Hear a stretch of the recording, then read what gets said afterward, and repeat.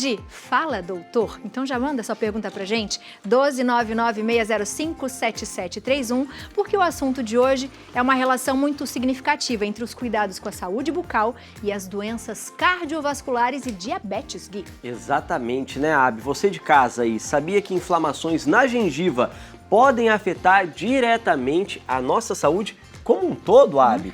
As bactérias da boca podem cair na corrente sanguínea e causar sérios problemas, viu?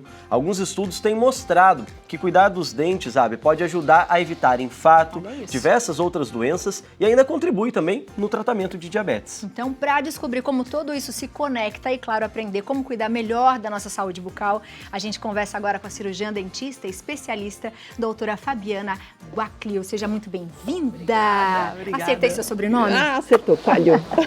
Coalho. Quase. Como vai, prazer? Doutora, seja bem-vinda, viu? doutora. Boa tarde, Obrigada. fique à vontade Obrigada. aqui na nossa sala. Abi do céu, é o tipo de coisa que às vezes a gente não para pensar, Não. né? Como uma escovação, talvez, de dentes pode evitar uma doença. É isso que Com acontece, certeza. doutora? É isso mesmo. A gente É tem isso até, né? mesmo. A gente fala que a nossa boca está cheia, né? É isso O coração mesmo. tá cheio Exato, ali, né? é. E aí, Agora- se a gente faz essa ligação, realmente tem uma inflamação local, ela pode virar sistêmica, por exemplo, na nossa boca? Pode. Antes da gente começar a falar desses assuntos super importantes, quem está assistindo a gente pega papel e caneta, porque eu vou contar vários segredos aqui, várias dicas. Olha, Perfeito, boa! Segredo a doutora. gente não pode contar, mas esse segredo bom a gente tem que espalhar. Eu quero antes agradecer o convite de vocês, a recepção. Muito obrigada pela oportunidade de compartilhar essas informações. Isso é de extrema importância. Agradecer também a figura do Dr. Cláudio Kiumiaki, presidente do Conselho Federal de Odontologia, Dr. Silvio Sequeto, presidente da Associação Brasileira de Cirurgiões Dentistas, Dr. Wilson Shediek, presidente da Associação Paulista de Cirurgiões Dentistas. Os três desempenham um papel importantíssimo no trabalho de prevenção e levar informação à população, porque a saúde sim começa pela boca, né? O sorriso traz autoestima, renova as pessoas, renova os sentimentos e a gente tem que ficar de olho, porque não é só dente, né? A gente acha que odontologia é dente, não é Pensa só nisso isso. sempre, né, doutora? Não Pensar, é só vai me dar uma isso. dor de dente. Exato. É o pior que pode acontecer. Então, Não, pode vai acontecer muito além. muito além. Então, os pacientes que têm uma higiene bucal precária, que não escovam os dentes, não têm esse cuidado, correm outros riscos de manifestações sistêmicas, sim. A gente tem até uma área, que é a minha área, que é o estudo de manifestações bucais de doenças sistêmicas. Então, o paciente diabético, como a gente vai falar ainda sobre isso, o paciente diabético que não tem um cuidado muito rigoroso com a higiene, ele acaba sofrendo com sangramentos gengivais, com aftas recorrentes, a boca cria essas microaftas, essas microúlceras, que são difíceis de cicatrizar, porque a cicatrização do paciente diabético já é um pouquinho mais complexa, mais difícil. O paciente começa a ter mau hálito, hálito cetônico, e o principal mal do paciente diabético, que é a xerostomia. O que é isso? É a falta de saliva ou a diminuição da quantidade de saliva. Isso faz com que o número de bactérias na boca do paciente diabético seja muito maior. Porque a saliva, ela ajuda nisso, Na né? limpeza, A limpeza. isso, na circulação e tal. Porque essas bactérias vivem na nossa boca, tá aqui. Elas fazem parte do nosso processo de digestão. Mas em excesso, tudo que é em excesso faz mal. Então, elas em excesso acabam prejudicando a nossa saúde gengival, a nossa saúde bucal. E no paciente diabético, com a falta de saliva, com a xerostomia, piora muito a situação. Doutora, quando a gente fala de algumas doenças, quais seriam as mais comuns que, de repente, isso pode ir para os nossos outros órgãos? Então, olha, as mais comuns, ou a mais comum e uma das mais perigosas está relacionada a pacientes com problemas cardiovasculares, que é a endocardite bacteriana. Então, essas bactérias que são comuns da nossa flora bucal, em excesso, em pacientes que têm essa dificuldade de higiene e têm a saúde um pouco mais debilitada, pode provocar essas infecções. A endocardite bacteriana é uma infecção no músculo cardíaco. Ah, mas como assim? Então imagina, o nosso sistema estomatognático, que compreende toda essa região aqui, é composta por vários gânglios. Então a gente fala, ai, tô com uma dor de garganta, tô com uma amígdala aqui inchada. É uma delas. toda a cadeia cervical. Aqui tem um monte de gânglio, um monte de linfonodos e tal, que faz a circulação, que faz parte da circulação de linfa. Veias, artérias, né? Toda a circulação sanguínea. Porque a gente não pode esquecer que o dente, ele não tá ali avulso na boca, né? Ele está inserido no osso. Esse osso é vascularizado, esse osso tem inervação. Esse sangue que passa aqui é o sangue que circula pelo nosso corpo. Então, um paciente com problemas cardíacos ou mesmo diabético, um excesso de bactéria na boca, aquele dente quebrado, com uma panela, como a gente costuma brincar, super inflamado, super infeccionado, essa infecção pode sim cair na corrente sanguínea? Pode, e cai facilmente. O paciente evolui para uma infecção mais aguda. Essa infecção pode descer sim pela cadeia linfática, pela cadeia ganglionar, e essa bactéria pode parar no músculo do coração. E essa doença chama-se endocardite bacteriana. Pode ser fatal. Olha, pode ser fatal. Inclusive, eu lembro de já ter visto alguns casos, né, doutora, vindo à mídia, chamando a atenção de pessoas que tiveram complicação a partir disso, né? Um canal maltratado, um dente quebrado e essa infecção. Então, a gente não pode negligenciar a saúde bucal de maneira alguma, de maneira alguma. Doutora, a gente tem interação aqui, né, Abi, do pessoal no Instagram, a gente vai colocar aqui. Olha só, a pergunta tem um mau hálito acentuado. Isso pode afetar o coração? E como higienizar corretamente, então, doutora? Olha, o mau hálito acentuado a gente precisa diagnosticar. Existem várias fontes do mau hálito. O mau hálito pode ser de dente, exclusivamente, dentes cariados, dentes quebrados, com cavidades muito grandes que juntam comida, junta bactéria, pode ser uma fonte desse mau odor. Outra fonte importante que a gente negligencia é a necessidade de fazer uma limpeza periodicamente. Consulte o seu cirurgião dentista periodicamente. Então, a remoção de tártaro e placa bacteriana é importantíssimo, pelo menos a cada 4 meses. Porque o tártaro é uma fonte de bactéria, é um nicho para bactéria e isso dá mau hálito. O processo de digestão, vamos dizer assim, digestão entre aspas, né, dos alimentos feitos por essas bactérias resulta em enxofre, que é aquele cheirinho de ovo ou de fruta estragada na fruteira, que é o que a gente, que o nosso olfato assimila como mau hálito, né?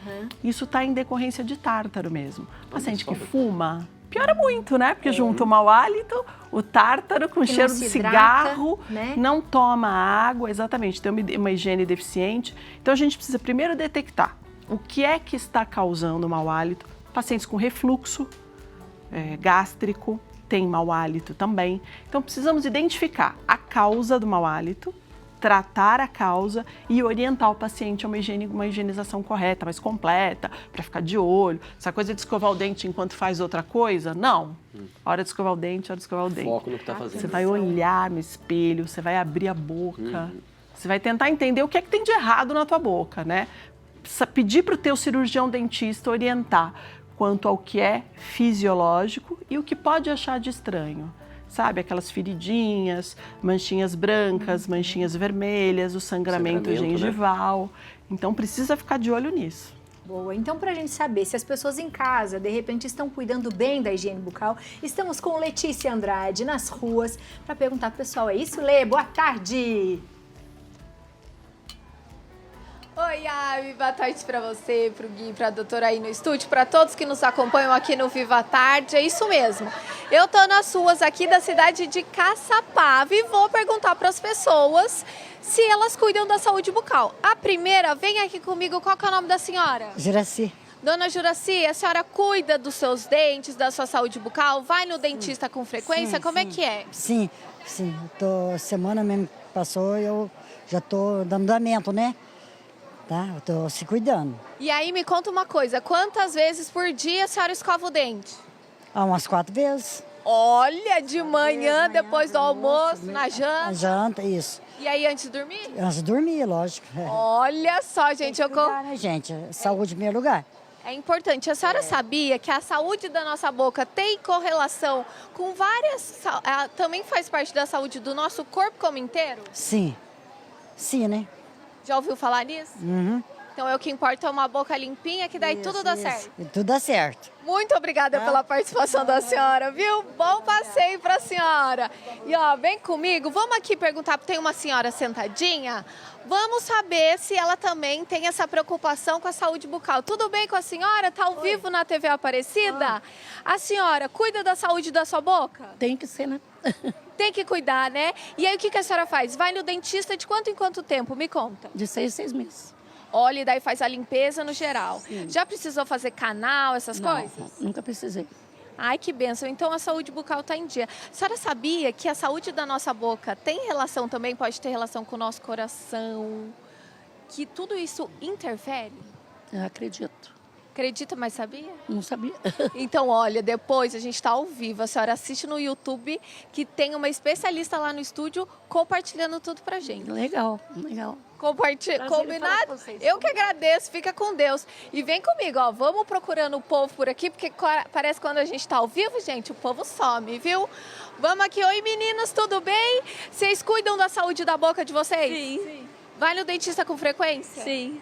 De quanto em quanto tempo? Boa pergunta. E você? A cada mês.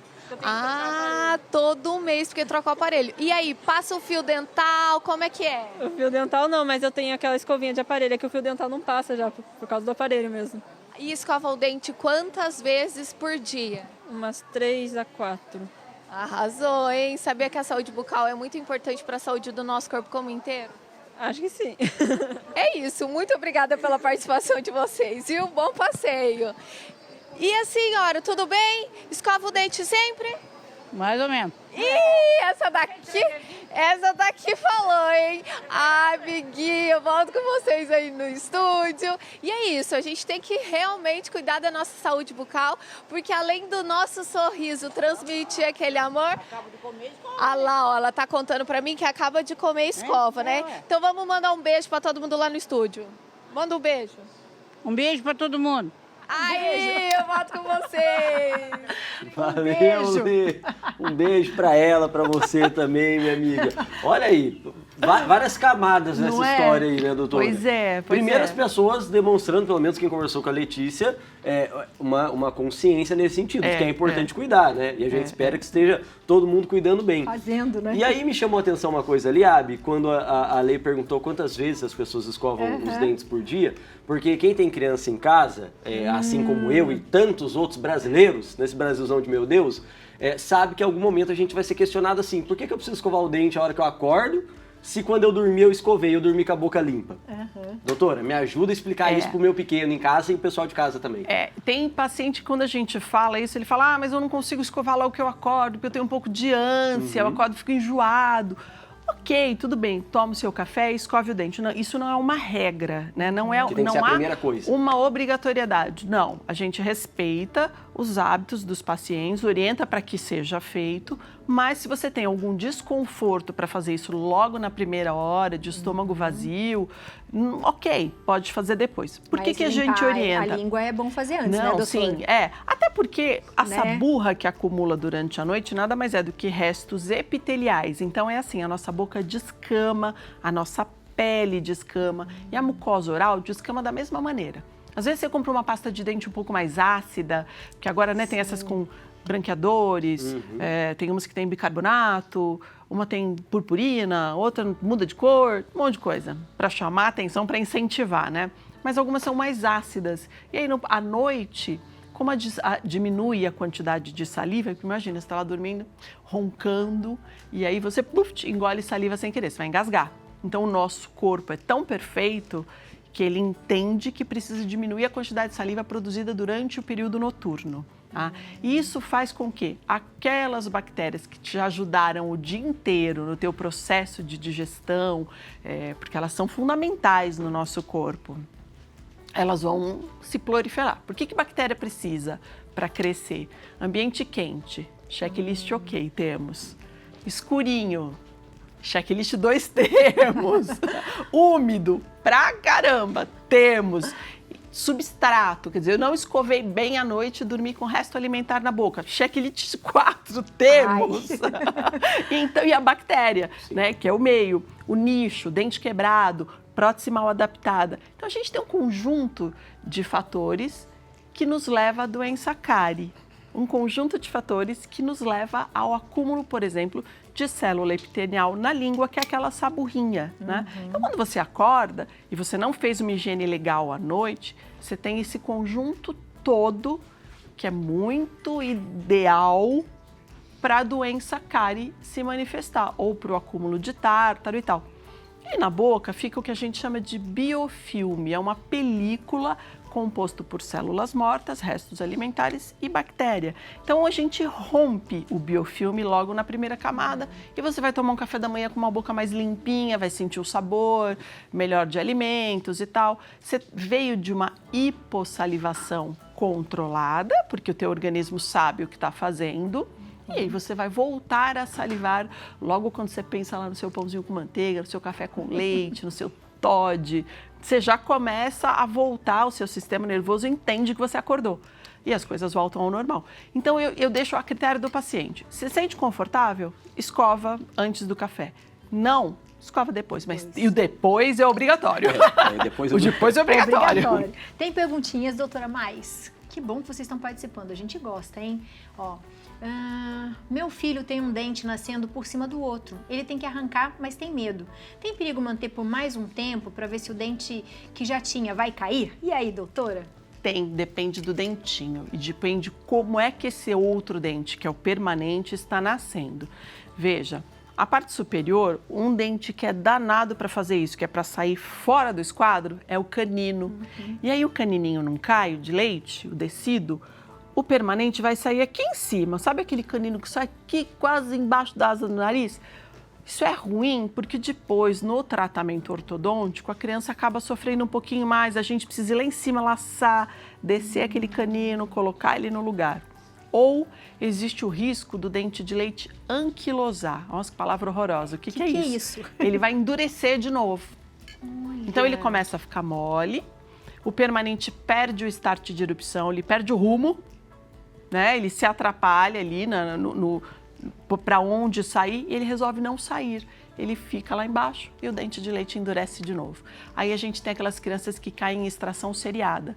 Então a gente precisa ir lá e tirar na época, cada um a sua época, lógico, né? Não vai arrancar todos os dentes, não é isso. Mas ir acompanhando a idade e o crescimento da criança para que seja programada a extração dos dentes descidos, para que os permanentes recebam o estímulo do nascimento. Então, sim, dentinho ficou mole, está demorando para cair, o permanente já está arrumando outro rumo para sair, corre no seu cirurgião dentista, não precisa ter medo, é super tranquilo, a anestesia é super segura para criança, a gente tem produtos específicos para atender criança, né? E tem todo o lúdico, né? O paciente vai no meu consultório, eu brinco que não sou eu que faço a extração. Ele mesmo vai aprender como lidar com o dentinho de leite dele, para que isso não vire um trauma para a criança, né?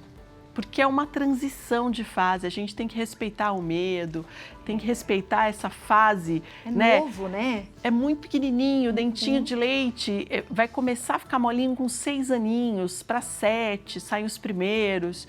Então, perder um dente de leite é muito complexo. Eu recordo até meu filho hoje tem 20 anos, mas o primeiro dente de leite, ele gritava que era uma emergência médica e que tinha que chamar a ambulância. Na cabeça dele? Na cabeça dele tinha caído uma parte dele.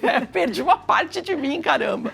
Mas isso não precisa ser um trauma, né? A gente pode lidar com isso de uma maneira legal. Aconselho a levar, a procurar o cirurgião dentista e pedir para fazer a extração desse dentinho. Bom, doutora, vamos aproveitar que tem mais perguntas. A gente gosta dessa participação do pessoal de casa. Vamos ver agora a pergunta que chegou pelo nosso WhatsApp. A Fernanda. Boa tarde, estou precisando fazer uma extração de um siso.